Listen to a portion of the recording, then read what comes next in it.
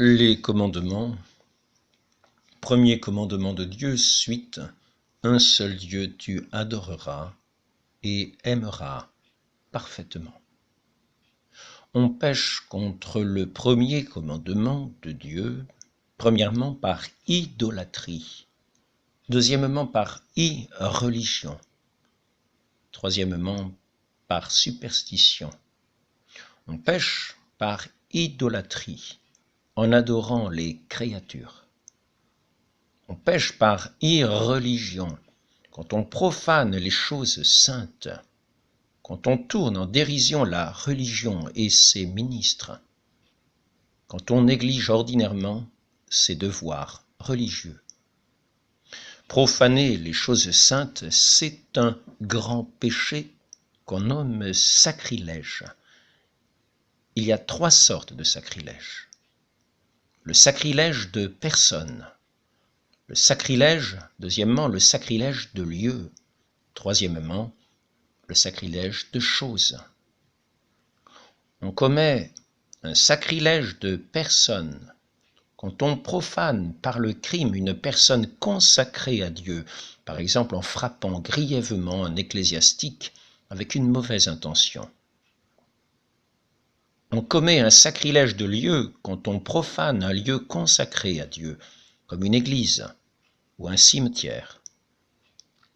On commet un sacrilège de choses quand on profane une chose consacrée à Dieu, comme les sacrements, les vases sacrés, la Sainte Écriture, les reliques et les saintes images.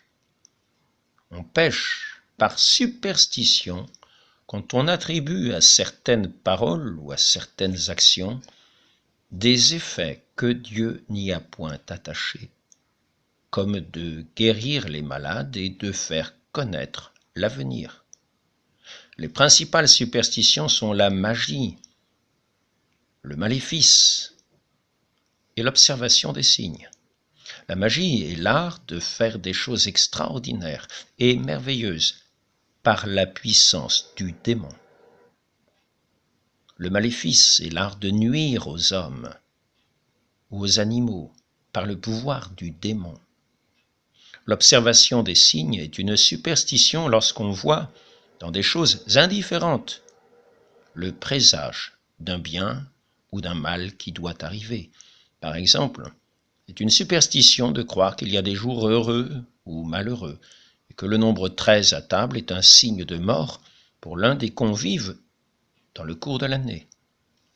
On pêche encore par superstition quand on se fait tirer les cartes. Deuxièmement, quand on se fait dire la bonne aventure. Troisièmement, quand on consulte les devins.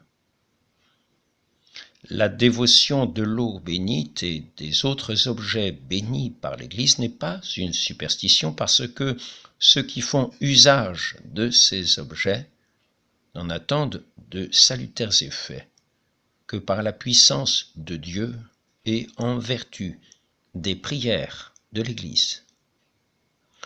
Dans le passage suivant de l'Évangile, nous voyons Jésus chasser les vendeurs du temple parce qu'ils commettaient un sacrilège de lieu.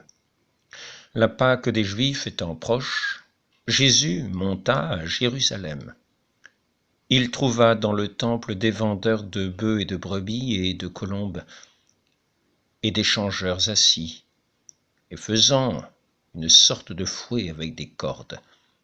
Il les chassa tous du temple, avec les brebis et les bœufs, et il jeta par terre l'argent des changeurs et renversa leur table.